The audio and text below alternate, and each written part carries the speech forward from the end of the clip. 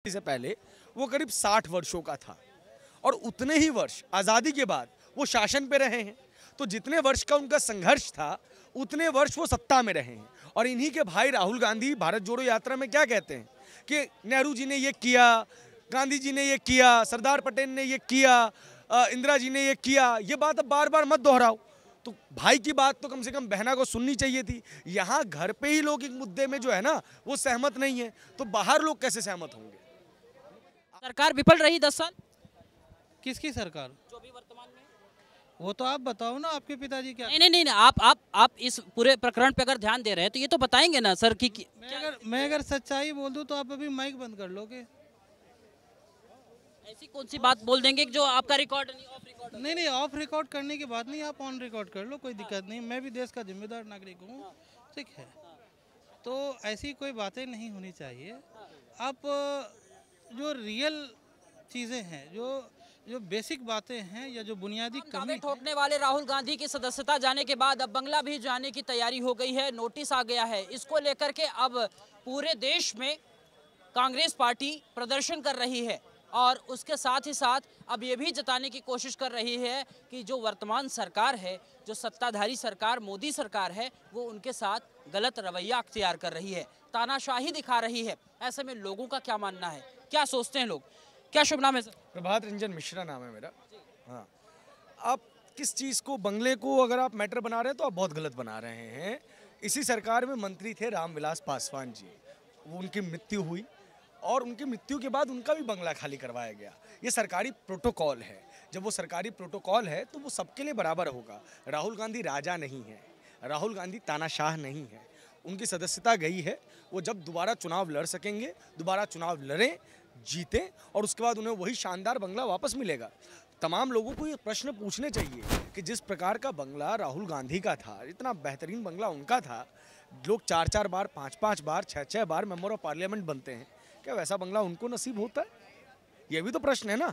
तो ये कोई बहुत बड़ी चीज़ नहीं है। राहुल गांधी को तो बड़ा दिल दिखाते हुए उसी दिन अपना बंगला खाली कर देना चाहिए था, देश को एक संदेश देना चाहिए था, लेकिन वो संदेश देने में भी नाकामयाब रहे। तो जब रामविलास पासवान साहब जो इस सरकार में मंत्री थे, उनकी मृत्यु के बाद बंगला खाली हो सकता है, तो फिर ये राहुल गांधी के लिए कोई नया नियम इस देश में क्यों हो?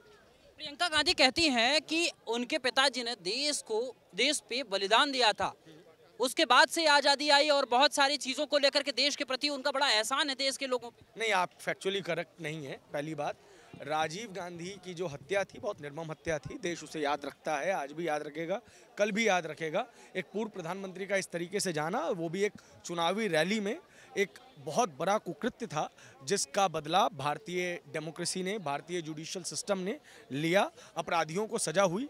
लेकिन ये 91 की बात है। प्रियंका गांधी ने नेहरू जी का, महात्मा गांधी जी का, इनका जिक्र किया है। तो देखिए, आज़ादी के बाद कांग्रेस का जो आज़ादी के लिए संघर्ष था पहले, आज़ादी से पहले, वो करीब 60 वर्षों का था और उतने ही वर्ष आज़ादी के बाद वो शासन पे रहे हैं। तो जितने वर्ष का उनका संघर्ष था उतने वर्ष वो सत्ता में रहे हैं। और इन्हीं के भाई राहुल गांधी भारत जोड़ो यात्रा में क्या कहते हैं कि नेहरू जी ने ये किया, गांधी जी ने ये किया, सरदार पटेल ने ये किया, इंदिरा जी ने ये किया। ये बात अब बार बार मत दोहराओ। तो भाई की बात तो कम से कम बहना को सुननी चाहिए थी। यहाँ घर पे ही लोग एक मुद्दे में जो है ना वो सहमत नहीं है, तो बाहर लोग कैसे सहमत होंगे? आप इस चीज़ को समझिए। राहुल गांधी ने खुद मना किया था ना कि ऐसी चीज़ों को मत बताइए।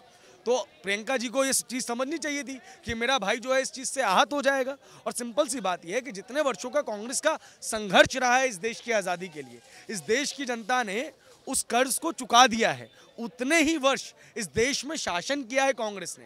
करीब 60 वर्ष आपका संघर्ष था, 60 वर्ष आपका शासन था। अब आपको नई चीज़ें देनी होंगी, आपको नए मुद्दे देने होंगे, क्योंकि देश बार बार प्रश्न पूछेगा।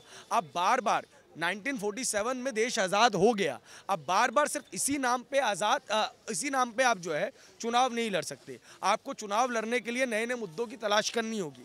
2014 से लेके 2023 में हम चल रहे हैं। आपने कौन से नए मुद्दे तलाशे? अब 2014 में जो अंबानी अडानी पे आए, वो 2023 तक आपकी टेप रिकॉर्डिंग उसी पे चल रही है। इस बीच में करीब 55 से 60 चुनाव हुए। इन चुनावों में आप फेल हुए। सिर्फ 15 चुनावों के अंदर आपको जीत मिली है। तो आपके लिए राहुल गांधी के नेतृत्व में लगभग 55 चुनाव लड़े हैं कांग्रेस पार्टी ने, जिसमें से 15 में वो जीते, बाकी सब में वो हारे। तो ये आपके लिए चिंता का विषय है कि आप जो मुद्दे सेलेक्ट कर रहे हैं, क्या वो मुद्दे जनता को कनेक्ट कर रहे हैं? जनता को जो मुद्दे कनेक्ट होंगे, आप समझिए, कांग्रेस पार्टी इस देश की मुख्य विपक्षी पार्टी है, लेकिन 2 बारी से उसको नेता प्रतिपक्ष का पद नहीं मिला हुआ। वो पहली बार रोड पे कब आती है? क्या वो महंगाई के लिए रोड पे आती है? क्या वो बेरोजगारी के लिए रोड पे आती है?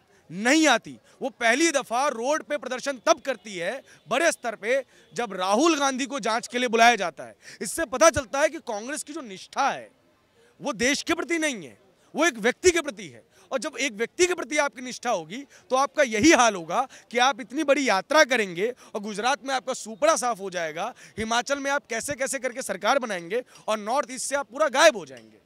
जी नहीं, जिस तरीके से ये भी कह रहे हैं कि जब मोदी के खिलाफ आवाज उठा रहे हैं, विपक्ष अपना पूरा पावर दिखाने की कोशिश कर रहा है, तो वहीं पे उनकी आवाज बंद कर दी जा रही है। सदन तक में उन्होंने ये कह दिया कि हमारी माइक को म्यूट कर दिया जाता है। आप अभी YouTube पे जाइए, अभी तमाम जो न्यूज़ चैनल्स होंगे ना, वो एक चीज़ चला रहे हैं, राहुल गांधी का संसद में अंतिम भाषण।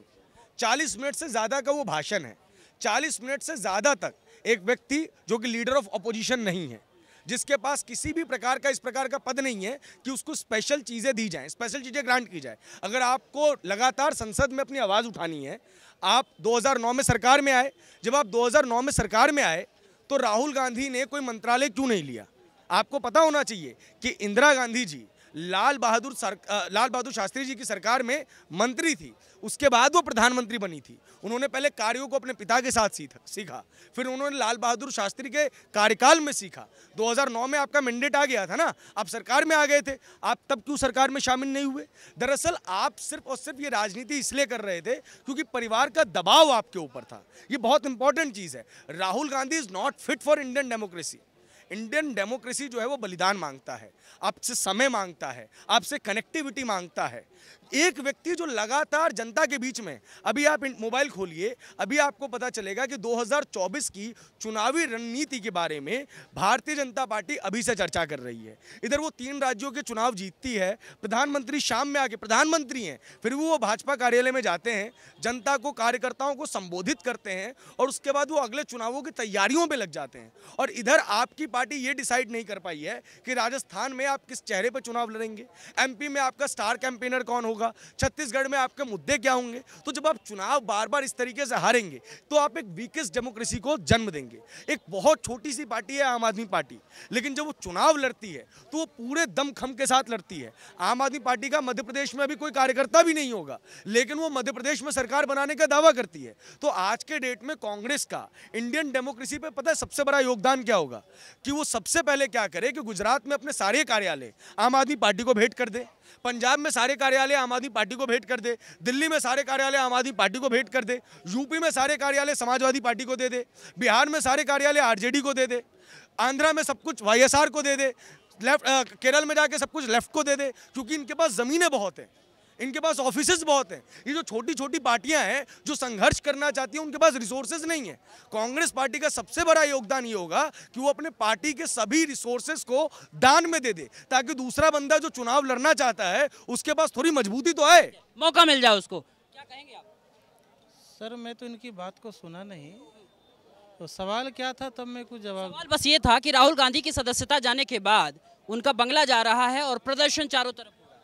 देखिए, देश की आम जनता महंगाई का मार झेल रही है, बेरोजगारी झेल रही है।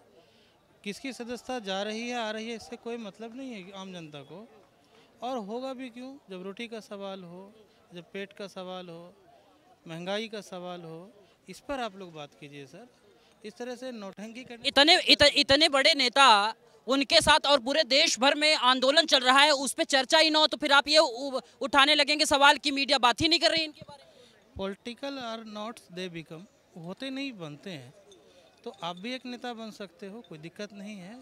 देखिए, आसान नहीं है इंसाफ की जंजीर हिलाना। इस देश को जहांगीर का दरबार ना समझो। तो बातें बहुत है, लेकिन आदमी को अपनी जिम्मेदारी समझनी चाहिए। हर नागरिक को जिम्मेदार होना चाहिए। मतलब कैंडल मार्च जो कांग्रेस कर रही है उससे कोई फायदा नहीं है? वो अपने लिए कर रही है सर।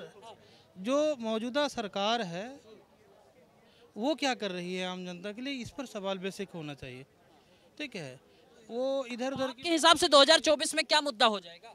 मुद्दा भैया 24 की बात नहीं है। मुद्दा है कि रोटी हो, कपड़ा हो और मकान हो, बुनियादी शिक्षा सबको आम हो, चिकित्सा सुविधा आम हो, बहुत सारे पे कौन बात कर रहा है? इस पर करनी चाहिए, हर लोगों को करनी चाहिए। सरकार विफल रही 10 साल, किसकी सरकार? जो भी वर्तमान में। वो तो आप बताओ ना, आपके पिताजी क्या। नहीं, आप इस पूरे प्रकरण पे अगर ध्यान दे रहे हैं तो ये तो बताएंगे ना सर कि मैं अगर सच्चाई बोल दूं तो आप अभी माइक बंद कर लोगे। ऐसी कौन सी बात बोल देंगे कि जो आपका रिकॉर्ड नहीं, ऑफ रिकॉर्ड? नहीं, ऑफ रिकॉर्ड करने की बात नहीं, आप ऑन रिकॉर्ड कर लो, कोई दिक्कत नहीं। मैं भी देश का जिम्मेदार नागरिक हूँ। ठीक है, तो ऐसी कोई बातें नहीं होनी चाहिए। आप जो रियल चीज़ें हैं, जो बेसिक बातें हैं या जो बुनियादी कमी है, उस पर बात होनी। खामियां जानना चाहते हैं ना कि खामियां क्या क्या हैं वर्तमान। देखिए, दूसरों की खामियां गिनने से कोई फायदा नहीं है। गजब की बात है, अगर खामियों को दूर नहीं किया जाएगा, खामियों पे बात नहीं किया जाएगा तो क्या अलग से ही सिस्टम बन जाएगा? उस पर तो कुछ न कुछ करना होगा ना हमें अगर आप आवाज उठा रहे हैं, अगर आपको लग रहा है कि 8 साल 10 साल ये सरकार जो रही इसके सारे कार्यकाल खराब रहे तो उस पर बताना तो होगा ना सर। ठीक है, मैं अपनी अंतिम बात कहना चाहूँगा। ये जो मौजूदा सरकार चल रही है अभी, मेरे हिसाब से इनको बदल करके और योगी जी को प्रधानमंत्री बनने का एक मौका देना चाहिए आम जनता को।